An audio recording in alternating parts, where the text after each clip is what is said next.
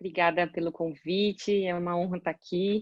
E a gente queria muito ter feito um encontro presencial esse ano de novo, mas acho que essas oportunidades online também estão sendo fantásticas para a gente se conectar mesmo com tudo isso que está acontecendo. Então, obrigada a todos que estão aqui assistindo e a gente espera poder ajudar todas as dúvidas e ajudar com todas as dúvidas. A minha parte é um pouco mais sobre a vida, né, com tudo isso, como conviver com tudo isso, como se cuidar depois do melanoma, durante o melanoma, e como que o Covid impacta tudo isso, que acho que é a grande angústia aí de todos nós, né? Não só dos pacientes, mas de todos nós nesse momento.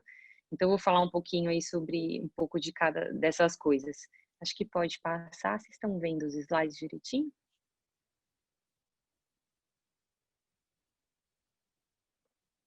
Tá, você passa para mim, por favor?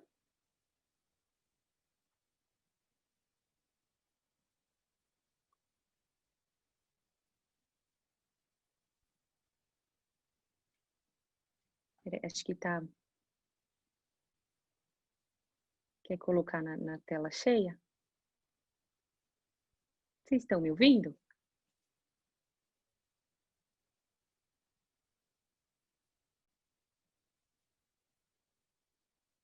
Acho que tem uma coisa tampando o slide, mas tudo bem. Vocês estão me ouvindo, Lu?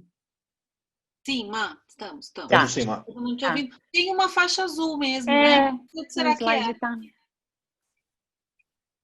como diriam meus filhos, tá bugado, mas não tem problema, a gente segue. Eu coloquei esse slide até lembrando do nosso evento de pacientes que a gente realizou aqui no Sírio, porque eu vi várias perguntas como essa, assim, dessa sensação de que depois de ter tido um melanoma, você tem que viver de burca cada vez que você vai sair, vai à praia e vai ao parque. E muitos pacientes realmente relatam que tem muito medo, nos primeiros anos principalmente, de sair, né? E de ir com a família, de programar uma viagem para um lugar de verão. E claro que agora na pandemia é o sonho de todos nós, mas eu acho que é importante esse equilíbrio, assim, do medo do melanoma voltar e do medo de um novo melanoma, do medo do melanoma na sua família, e você também poder equilibrar para sua qualidade de vida voltar ao normal e você poder usufruir num dia em ar ambiente com os seus familiares. Então, acho que não precisa andar assim, claro que precisa se cuidar, é uma rotina nova, né, que você tem que aprender a conviver, acho que a vida nunca mais é a mesma, né, eu já ouvi também de uma paciente muito querida que depois do tratamento acabou a terapia preventiva esse ano da imunoterapia adjuvante, que a gente chama, e aí aquele momento que a gente tem vontade de falar assim, pronto, vida normal. E na verdade não é vida normal, é uma vida nova, né? Você aprende uma série de coisas, você muda uma série de coisas. Então a gente pode passar o próximo. Vamos ver se vai. Foi. Tá cortando, mas não tem problema. Os meus slides são basicamente figuras. Então, como o Rodrigo já falou, a questão do protetor solar, lógico, é muito importante. E aqui eu coloquei aquela coisa da regra da colherinha, né, da colher de chá, para você saber a quantidade de protetor que você deve usar. Isso parece que é uma coisa simples, mas na verdade não é. A gente, acho que a vida toda, usa o protetor de forma bastante errada, dá aquela passada e sai, e não repassa, e não aplica adequadamente, não verifica se é um protetor que é UVA e UVB, não reaplica a cada 2 horas como deve.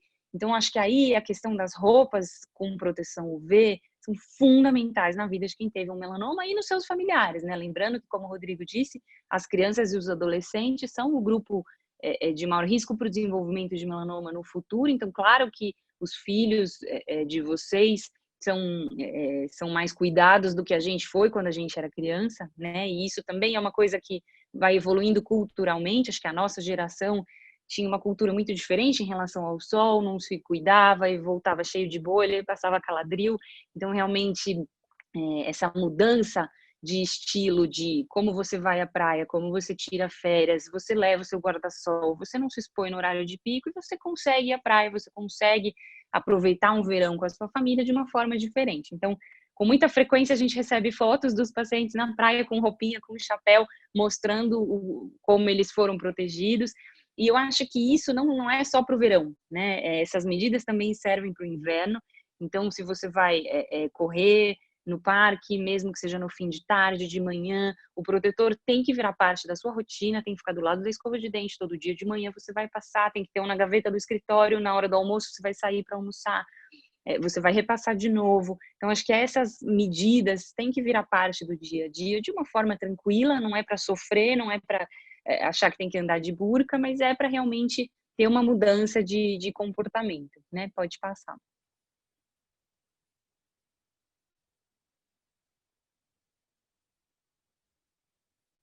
Ixi, agora realmente não dá para ver nada. Esse slide, depois quando a gente compartilhar, eu tento passar o slide original, mas na verdade eu tentei colocar para vocês, existem vários aplicativos que são aplicativos que mostram a incidência de raios UV no lugar onde você está. Eles são aplicativos que localizam onde você está, em São Paulo, a cidade onde você se encontra naquele momento, e mostra como está a radiação naquele momento. E era só para mostrar a diferença geográfica, então como muda absurdamente a radiação de uma cidade do Nordeste para uma cidade do Sul, por exemplo. E isso também muda com a altitude, então lembrando que não é só no verão do Nordeste que a radiação é pior, mas também se você vai numa montanha no Sul, ela também pode ser maior, se você porventura viaja para um lugar de neve. Então, esses aplicativos são bastante interessantes, tem vários aplicativos, se você digitar UV na sua loja do celular, você vai achar uma série de aplicativos como esses, e eles são bacanas porque você vê que um dia que esse número está muito alto, então esses slides que acho que vocês não estão vendo, mostravam um número que era 7 no Nordeste, em Fortaleza, 5 em São Paulo e 3 no Rio Grande do Sul, então mostrando a diferença nesse momento agora da radiação. Então acho que é interessante para vocês vigiarem num dia muito quente e ficarem mais atentos e levarem um protetor. Eu acho que andar com protetor na bolsa, deixar protetor na empresa, deixar um protetor no carro é sempre uma medida bacana para você lembrar também de ficar repassando, e acho que principalmente para os homens, né? O homem não tem tanto hábito de usar coisas, né? Para a mulher, acaba sendo mais fácil porque tem aquela base que já tem protetor, embora às vezes o fator seja baixo, então tem que tomar bastante cuidado, porque às vezes você precisa passar o protetor antes e passar a base em cima, e aí quando você vai repassar o protetor, às vezes você precisa até tirar um pouco da maquiagem, repassar e passar a maquiagem de novo, isso tudo é uma mão de obra. Então, mulheres andam com as bolsinhas, mas para os homens que não fazem isso, espalhar protetor aonde eles vão. Então eu sempre peço para as esposas encherem a vida dele de protetor, para ajudar a lembrar também isso virar uma rotina, e aos poucos isso vai ficando automático. O que a gente vê muito, que no começo fica aquela neura, né? Eu tenho um paciente que é surfista e no começo ele era impecável com roupa V e com um chapeuzinho, ele vinha bem branquinho na consulta, e aí ao longo do tempo ele começou a vir mais moreno, mais sardentinho, ele voltou a fazer mais as coisas. Então, à medida que o medo vai passando, esse cuidado às vezes vai relaxando um pouco, assim como a gente está vendo agora na pandemia, né? Acho que no começo de tudo isso todo mundo era histérico e passava álcool na cara, e agora a gente às vezes esquece, né? Então acho que isso é importante para tudo, né? Esse cuidado vai ser uma mudança de estilo de vida para a vida inteira, não é para fazer disso uma neuro e uma loucura e uma ansiedade, mas é para virar uma rotina, né? Pode passar. Vamos ver se o próximo vai.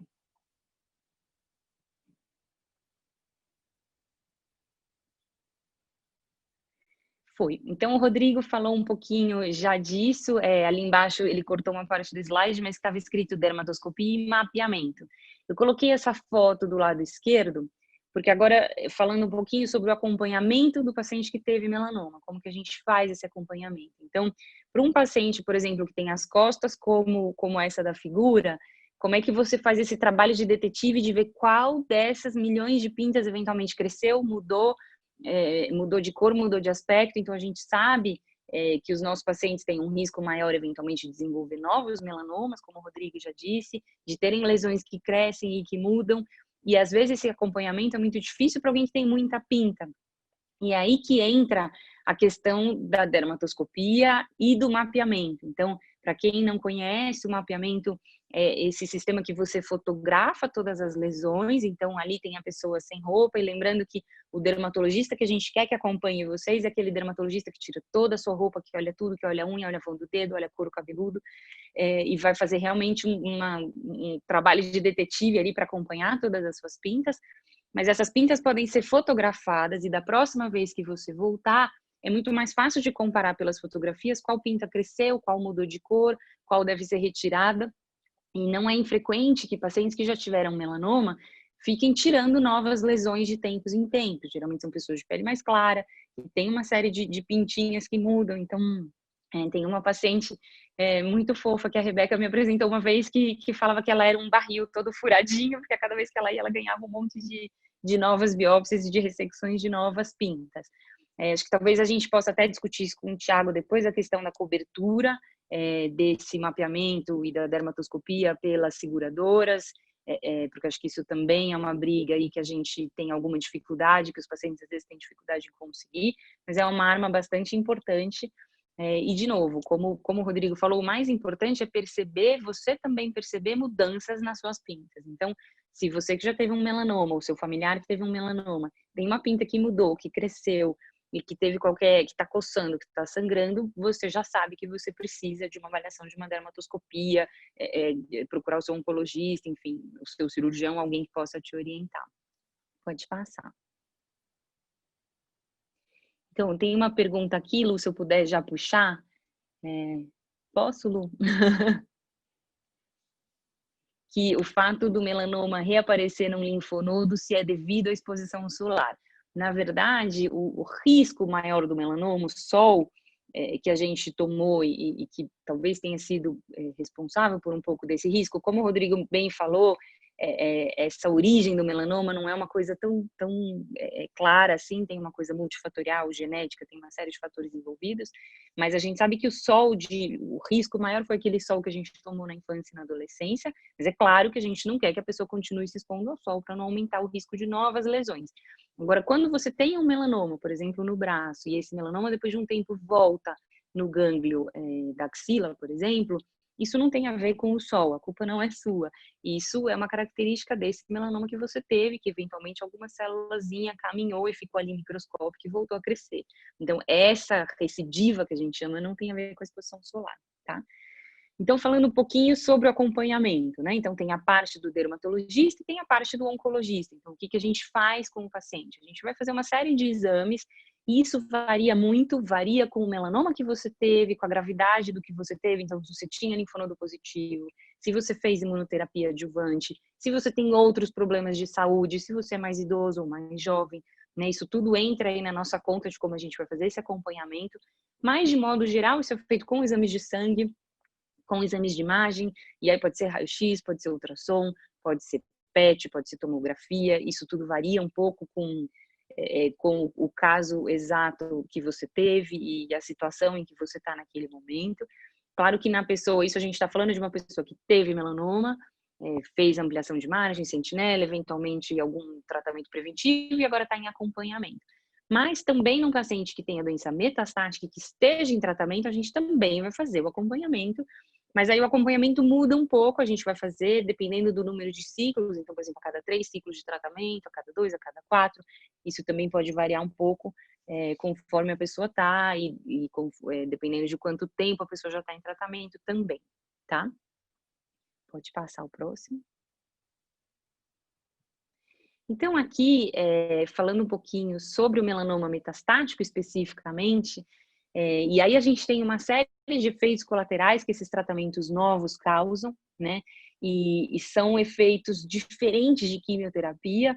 Então, é muito importante que a equipe que te trata e você e a sua família tenham bastante clareza de quais são esses efeitos, qual é a importância de avisar o seu médico precocemente, porque às vezes são coisas que podem passar despercebidas. É diferente de uma quimio que cai o cabelo, que enjoa, que vomita, e que é uma coisa pontual ali dias depois da quimio, e dali a 3 semanas você já volta recuperado para um novo ciclo. Aqui não, aqui são efeitos que às vezes podem ser sutis, podem passar despercebidos e podem ser confundidos com outras coisas. Então, por exemplo, uma fadiga, que é essa figurinha aí do homenzinho sem bateria, Fadiga é uma coisa que tem uma série de fatores. Às vezes você acha que você está deprimido, que você está cansado, que você está estressado, e você atribui a outras coisas e acaba não comunicando o seu médico, e isso pode ser sim do seu tratamento. Coisas de pele, então você pode ter vermelho pelo corpo, aqui aquele pescoço mostrando a fotossensibilidade, então principalmente para quem faz as terapias-alvo e tem uma exposição solar sem proteção e pode ter lesões bem importantes causadas pela área em que ficou com exposição solar. E aqui a gente tem casos, inclusive, assim, mas eu passei protetor de manhã, mas eu fiquei o dia inteiro fora de casa trabalhando, fui almoçar, à tarde fui pagar uma conta, fui fazer isso, e acabou pegando sol de camisa, de roupa de trabalho, mas na área que ficou exposta, acaba fazendo alguma reação. O prurido, a coceira também pode ser uma coisa comum com imunoterapia, por exemplo. Aqui a foto não ficou muito boa porque tem essa tarja cobrindo, mas são as manchas de vitiligo. O vitiligo são essas lesões mais claras, essas despigmentações de pele que podem acontecer por causa da imunoterapia e que, na verdade, às vezes a gente até comemora quando elas acontecem. A Denise perguntou se é comum. Não é tão comum, mas, na verdade, é um sinal de que o seu tratamento está indo bem. Então a gente parece maluco, porque às vezes chega com vitiligo, vitiligo, só que bom! Porque às vezes o vitiligo é um sinal de que o seu sistema imune está reagindo bem à imunoterapia. Isso era uma coisa que a gente usava muito lá no tempo do interferon, e só fazendo um parênteses, na hora que o Rodrigo falou do interferon, eu fiquei pensando como é bacana ver que um tratamento que hoje é obsoleto quase, e que quase ninguém mais usa, nenhum serviço use, que era tão tóxico, era um dos tratamentos padrão quando a gente no começo da nossa carreira, e a gente é jovem, né? Então acho que isso também mostra para vocês como a oncologia está evoluindo muito rápido. Isso é muito animador, né? Porque se em 10 anos a gente já virou tudo de cabeça para baixo assim, imagina nos próximos 10, né? Então acho que isso também é muito bacana de ver como as coisas estão andando muito rápido. Hoje, por exemplo, a gente começou o nosso maior congresso de oncologia do mundo, que é um congresso que habitualmente é feito em Chicago e que hoje está tentando ser feito online, parece estar com alguns problemas aí no sistema, também porque quando ele era ao vivo eram 50 mil oncologistas, então imagina agora online a loucura que deve estar sendo.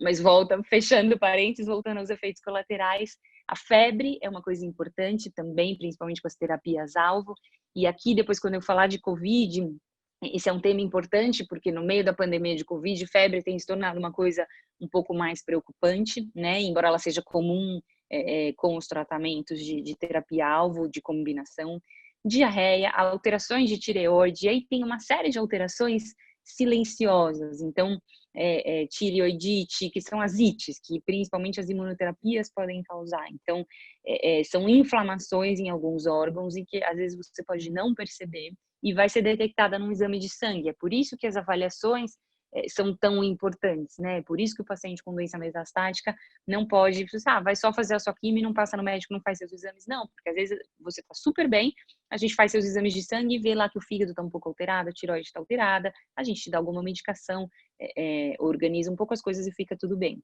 né? Alterações oculares também, então eventualmente a gente pede para fazer um acompanhamento com o oftalmo durante o tratamento. E alterações de pele, tem uma lesãozinha ali que eu não sei se vocês conseguem enxergar, mas às vezes alguns tratamentos de terapia-alvo, por exemplo, podem fazer surgir novas lesões de pele que precisam ser retiradas ao longo do tratamento. Então, esse segmento junto com o dermatologista, essa parceria do dermatologista e do oncologista durante o tratamento também é bastante importante. Pode passar o próximo.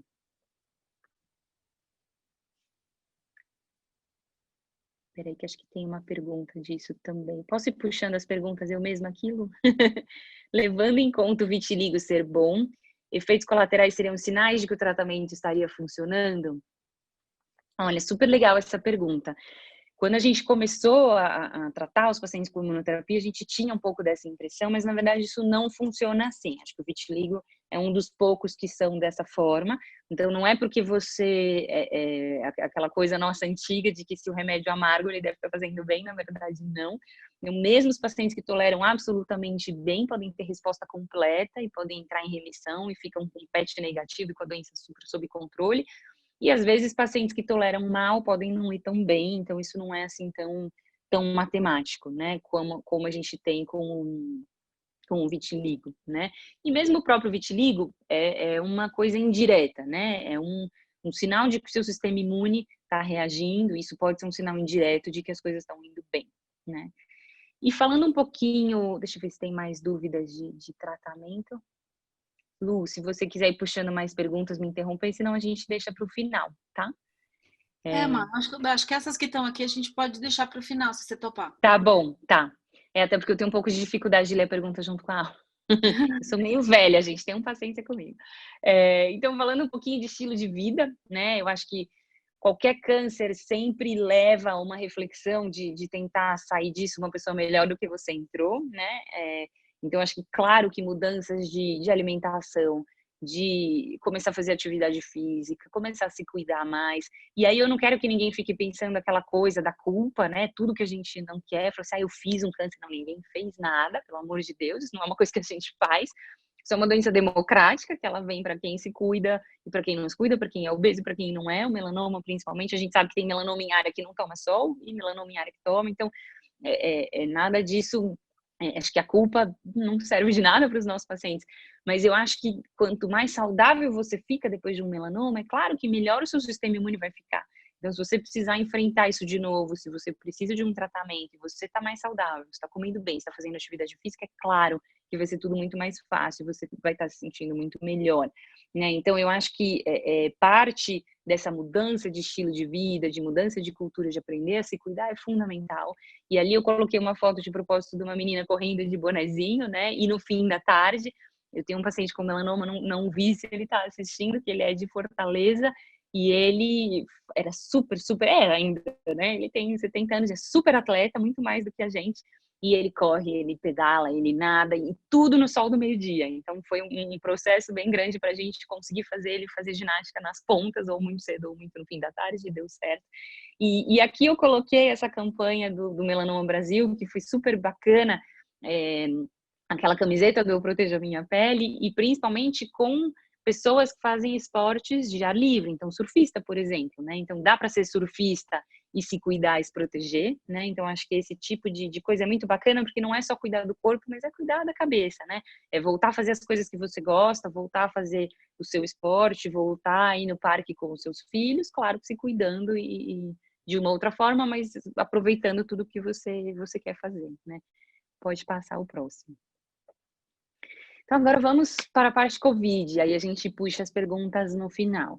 A gente tem visto muitas perguntas sobre Covid, realmente, no começo da pandemia, a gente ouviu aqueles memes todos falando, se você não está confusa, porque você não está bem informada, é muita informação chegando, são muitas informações de fontes diferentes, e aqui acho que o trabalho do Oncoguia de combater fake news está cada vez mais fundamental, porque realmente acho que nunca na história da humanidade a gente viu o poder das fake news como a gente está vendo agora com a pandemia de Covid, né? De repente se espalha um remédio milagroso, se espalha uma medida maluca, e as pessoas querem fazer coisas doidas na casa. Então a gente teve um monte de pacientes tendo crise de asma e crise alérgica por cândida e produtos de limpeza. Então acho que realmente informação de qualidade e saber a hora certa de sair de casa é fundamental, né? Então eu coloquei algumas perguntas, que são as perguntas que a gente mais tem ouvido, e eu vou respondendo, e se vocês tiverem mais, no final a gente comenta. Então, tive melanoma e estou em acompanhamento. Então, para quem já fez o tratamento, agora está só acompanhando. Eu faço parte do grupo de risco. No começo, quando saiu a coisa dos grupos de risco, todos os pacientes que tiveram câncer se acharam no grupo de risco, né? E isso é importante reforçar. Não, então, se você já teve um melanoma, você fez uma cirurgia, fez uma ampliação, um linfonodo sentinela, e você não está mais em tratamento, está só acompanhando, você não é do grupo de risco. A não ser, claro, que você tem outros fatores, que você seja idoso, diabético, hipertenso e tenha outros problemas de saúde, mas pelo melanoma, não, você não faz parte do grupo de risco, tá? Os grupos de risco dos nossos pacientes oncológicos são aqueles pacientes principalmente transplantados de medula, com tumores, linfoma, leucemia, esse tipo de tumor, e para os pacientes de melanoma, quem está em tratamento. Ainda assim, são pacientes que costumam estar com a imunidade boa, né? Não são tratamentos que vão derrubar tanto a sua imunidade, mas claro que todo paciente em tratamento, em quimioterapia, em imunoterapia ou terapia-alvo, é um paciente que a gente fica mais atento, que a gente não quer que nada aconteça, até para não interromper o tratamento e não atrapalhar o andamento das coisas, né? Pode passar. A mesma situação, tive melanoma e estou em acompanhamento. Devo adiar as minhas consultas e exames? Acho que essa é a pergunta do momento, né, para todos os pacientes, porque num primeiro momento a gente achou que isso ia passar logo, bom, começou em março, vamos ver, o pico seria em abril, mais ou menos em junho vai estar tudo tranquilo, em julho eu volto no médico e faço meus exames. Não deu certo essa lógica, né, claramente a situação está se estendendo, a gente continua tendo um número muito crescente de casos, mas o melanoma não vai esperar a pandemia passar. Né? Então, é muito importante que você continue fazendo o seu acompanhamento, continue fazendo a sua rotina de exames. Mas, se possível, que você converse com o seu médico para ver quais exames daqueles que ele te pediu são fundamentais, aonde você deve fazer. A gente tem tentado sugerir para os pacientes que façam os exames todos próximos, então, se você tem exames de sangue, um ultrassom e um raio-x a serem feitos, marca um na sequência do outro no laboratório, assim você fica o mínimo de tempo possível fora de casa e naquele lugar exposto, e tentar ver aonde fazer num lugar que esteja mais vazio, num lugar, por exemplo, que seja uma entrada separada, né, para hospitais, por exemplo, que tenham pronto-socorro e lugares para atendimento de Covid, centros que tenham a entrada separada para aqueles pacientes com sintomas gripais ou não sintomas gripais, ou se é uma clínica que está atendendo Covid ou não, o horário de agendamento que esteja mais tranquilo. E então sempre todas essas medidas de cuidado de como você vai para fazer os exames. Pode passar o próximo. Estou em tratamento para melanoma metastático, a mesma coisa. Devo interromper o meu tratamento? Imunoterapia aumenta o risco de Covid? Isso também é uma pergunta que a gente tem ouvido muito. Então, não, você não deve interromper o seu tratamento, você não deve adiar a sua consulta, você não deve adiar a sua aplicação. Ah, mas eu trato no SUS e o médico de lá e me ligaram para dizer que estava tudo adiado. A gente tem recebido muito essa queixa, isso nos preocupa muito. O ideal seria que esses tratamentos não fossem interrompidos. Claro que em algumas situações, por exemplo, se o lugar onde você se trata está fechado porque teve muitos casos de contaminação, alguma coisa dessa forma, você tem que tentar buscar um outro lugar para você tratar naquele momento, e eu acho que aí também o pessoal do Oncogui, do Melanoma Brasil, ajuda também com esse suporte de te orientar em como proceder, para onde reclamar, por onde brigar, né? Mas o ideal é que você não interrompa o seu tratamento, você mantenha os seus cuidados, mantenha as suas consultas e os seus exames, mas claro que o seu médico pode discutir, ponderar o melhor momento. Então, talvez você está fazendo imunoterapia, seus exames estão super estáveis e está tudo bem, você teria um PET para fazer agora, e você e o seu médico chegam à conclusão que esse PET pode ser jogado um pouco mais para frente. Não tem problema nenhum, você está passando numa avaliação, o médico está te vendo. Ou ele te viu por uma consulta de vídeo, e ele viu que você está bem, ele olhou os seus exames, e ele resolveu deixar um ciclo a mais, e depois você volta. Claro que cada situação vai ser discutida caso a caso com o seu médico.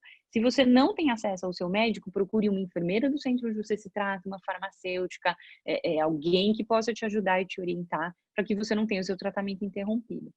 Em relação à imunoterapia, ela não aumenta, né? Num primeiro momento a gente teve uma grande preocupação se os nossos pacientes estariam em risco maior, mas saiu agora um estudo bem recente do Memorial mostrando pacientes que estavam recebendo imunoterapia para câncer de pulmão e que desenvolveram Covid, e o desfecho não foi pior.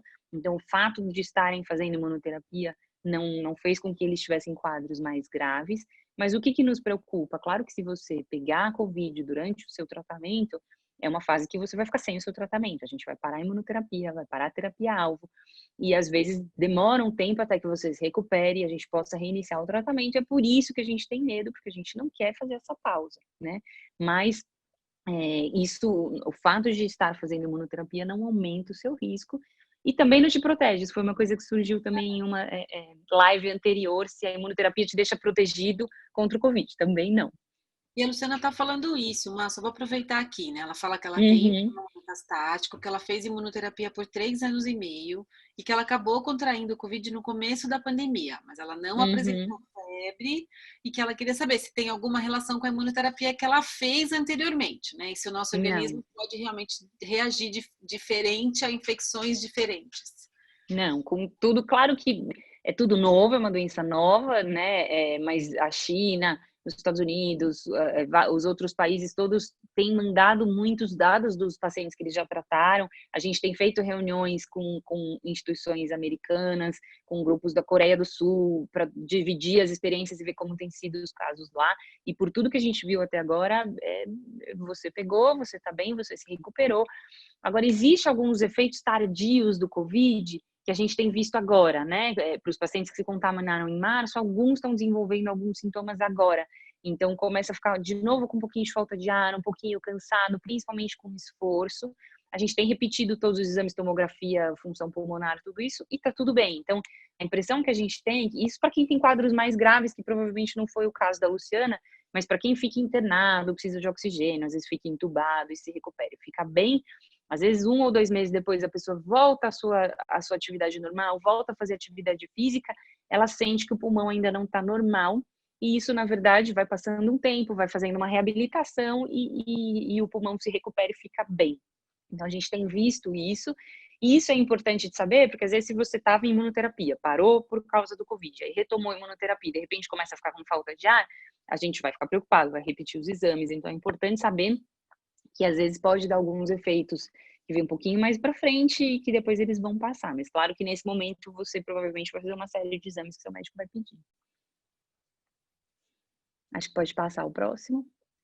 Isso acho que é o mais importante, como ir para o hospital, né? Então, eu brinco que com todos os pacientes que eu faço consulta de vídeo, eu faço tutorial da máscara, como usar máscara, como pôr. Mesmo a gente, como clínico, não tem o hábito de usar máscara, embora sejamos médicos, quem usa máscara é mais cirurgião. A máscara incomoda, ela irrita, o nariz coça, e parece que no momento que você não pode pôr a mão no rosto, você precisa pôr a mão no rosto o tempo todo. Então, é muito importante se policiar para não encostar no rosto. Como que o vírus se transmite? Qual é a maior forma de transmissão do vírus? Mão. É por isso que a gente tem tanto essa coisa de lavar a mão, álcool gel. A gente repete isso tanto porque a mão é a principal forma de contaminação. Quando você encosta numa área contaminada e leva a sua mão nas mucosas, então nos olhos, no nariz e na boca. Essa é a principal forma de contaminação. Então, quando você vai fazer uma tomografia ou você vai fazer o seu tratamento, você está numa sala de espera do médico, mesmo que esteja uma cadeira longe da outra, você fica ali com a sua mão quietinha, tenta não encostar em nada. E se você precisar mexer na máscara, coçar o olho, arrumar o óculos, mexer no nariz, álcool, e lembra daquela forma bem certinha de higienização, mexe o que você tem que mexer, arruma a máscara e fica quietinho de novo. E tente mexer o mínimo possível na máscara quando você estiver fora de casa. Lembra que essa parte daqui da máscara que fica na frente é uma parte contaminada. Então, aquilo que as pessoas fazem de ficar, puxa a máscara para cima, para baixo, sobe, desce, fica com o nariz para fora, isso aumenta muito o risco de contaminação, né? Então, eu brinco com os pacientes que eu ultimamente tenho mais medo de ir ao mercado do que de vir para o hospital, porque às vezes você vê no mercado as pessoas com a máscara aqui no queixo, umas muito próximas das outras, um pouco aglomeradas, e isso para os nossos pacientes que estejam em tratamento é um risco grande, né? E assim como para os familiares. Então, esses cuidados com você, com a máscara, com tudo que você está manipulando enquanto você está fora de casa é muito importante, né? E da mesma forma, não levar muitas coisas. Então, quando você for ao hospital fazer o seu tratamento, a sua consulta, não precisa levar bolsa, livro, computador, aquilo tudo que a gente costuma andar cheio de coisa, porque aonde você fica encostando a bolsa, você espalha suas coisas, leva essas coisas para casa, é mais difícil de você dar conta de higienizar tudo isso quando você chegar em casa. Então, nós, por exemplo, sem brinco, cabelo preso, sem adereço, sem nada, traz o mínimo necessário numa sacolinha, numa bolsinha pequena que você possa higienizar. Chegou em casa, deixa tudo isso na área suja, na sua área de serviço, que é onde você deixa as compras, onde você deixa tudo que precisa ser higienizado, tira o sapato antes de entrar, vai direto para o banho, põe a roupa para lavar. E aí você higieniza celular, chave do carro, cartão, tudo que você trouxe para o hospital ou que você levou para a rua. Então, essas medidas têm que ser repetidas exaustivamente para todos os seus familiares que também saem de casa, não só para você que foi no hospital, né? O que a gente tem percebido é que todo mundo fazia isso bonitinho no começo, né? Tinha suas rotinas, davam suas receitas, borrifador disso, borrifador daquilo. E à medida que o tempo foi passando, todo mundo tá cansando, né? Tá cansativo, tá difícil, tem criança em homeschool, tem medo do melanoma, tem médico para decidir se você precisa ou não. E aí você esquece, você vai baixando a guarda um pouco. E acho que esse é um momento que não é hora de baixar a guarda, é hora de intensificar esses cuidados, né? E em relação ao acompanhante, Claro que você não vai trazer para o hospital um acompanhante que seja de risco, então um idoso, uma pessoa com outros problemas de saúde. E se você está bem e pode vir sozinho, é o que a gente recomenda. Então vai, faz seus exames, volta. Se você precisa de alguém, escolhe alguém mais jovem, alguém que você vê que não tem risco e eventualmente essa pessoa vai ficar vigiando você também com essa questão dos cuidados da mão, da máscara, tá? Mas só lembrar de não levar o acompanhante que seja uma pessoa de risco junto com você. Pode passar o próximo.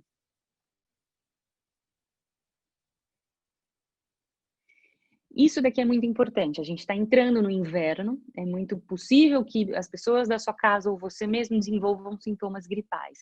E só fazendo um parênteses nisso, tomem a vacina. Quem não tomou, todo mundo pode tomar em tratamento, em imunoterapia, em terapia-alvo. A gente pede para que todo mundo se vacine contra a gripe para quem não vacinou e as pessoas da sua casa também.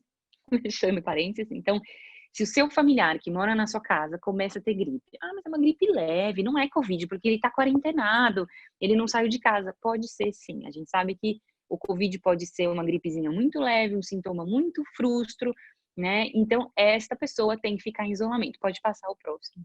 Acho que tem a figurinha aqui do isolamento que eu coloquei só para explicar o infográfico.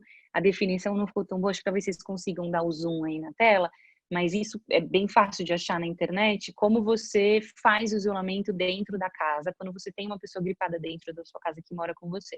Então, o ideal é dormir em quarto separado, é que essa pessoa lave a própria roupa, se for um marido que ainda não sabe fazer isso, você orienta, mas ele higieniza as coisas dele, você não divide talher, não divide toalha, não divide os seus itens de uso pessoal. E no momento em que vocês estão no mesmo ambiente, máscara o tempo todo, né?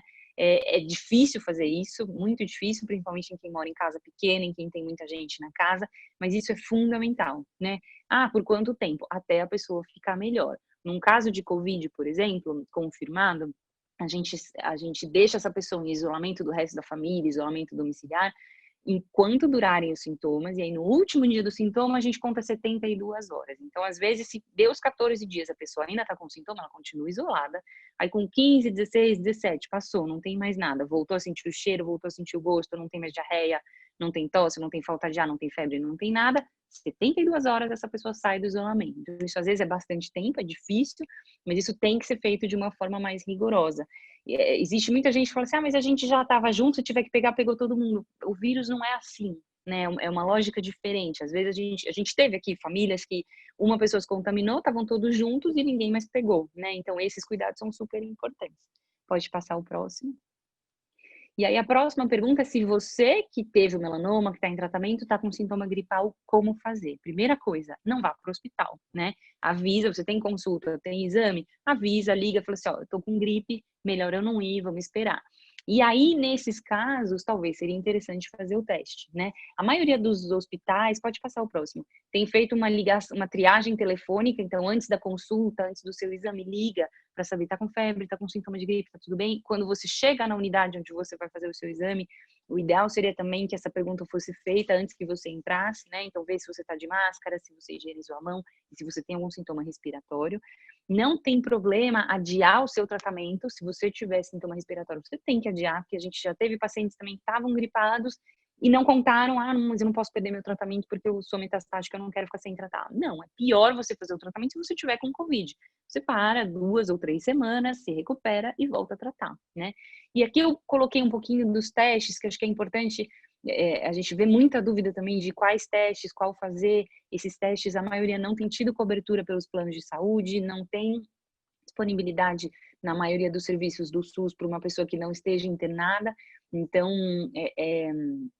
tem sido um pouco difícil de decidir. Então, o padrão ouro, que é o melhor teste, é o PCR, que é aquele do cotonete no nariz. E esse exame, ele vê o RNA do vírus. Aqui embaixo tem uma curvinha, não sei se ficou claro de ver, e ali embaixo, atrás da tarja preta, tem os dias em que ele deve ser feito. Então, o PCR, ele é mais sensível, ele tem uma chance maior de pegar o vírus do 3º dia do início do sintoma até o 10º dia. Então, se você começou os seus sintomas e já foi fazer o teste no primeiro dia, o teste veio negativo, isso não significa que você não tenha Covid. O ideal seria fazer depois do 3º ou 4º dia do início do sintoma, porque aí a chance de vir positivo é maior, tá?